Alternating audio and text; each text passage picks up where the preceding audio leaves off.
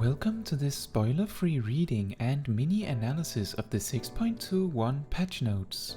Let's start with Paladin. Holy Spirit, Confiteor, Expiation, Blade of Faith and Blade of Truth all got varying amounts of damage buffs.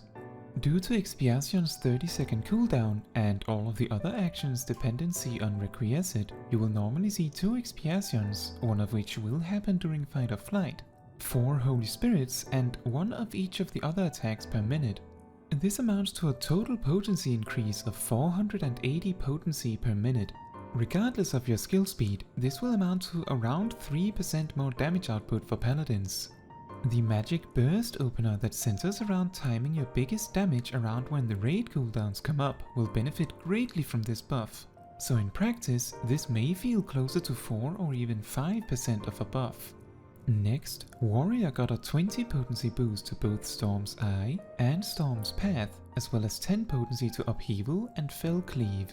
While the Warrior rotation is a lot less predictable, my estimates, which do not account for the guaranteed critical hits mind you, gets this to around 2.4% of a DPS increase.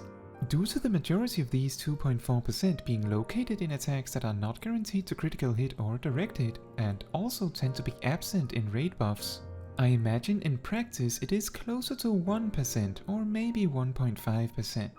Now, another important change with the patch is that P8S was made slightly easier.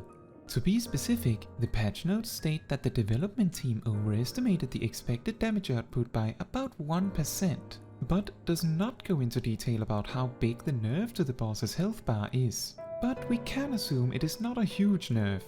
However, combined with the Warrior and Paladin buffs, we can probably assume that there should no longer be worry that these tanks might be incapable of meeting the DPS requirements. Also, Asphodelos Savage, the first raid tier of Endwalker, now has 10% Echo.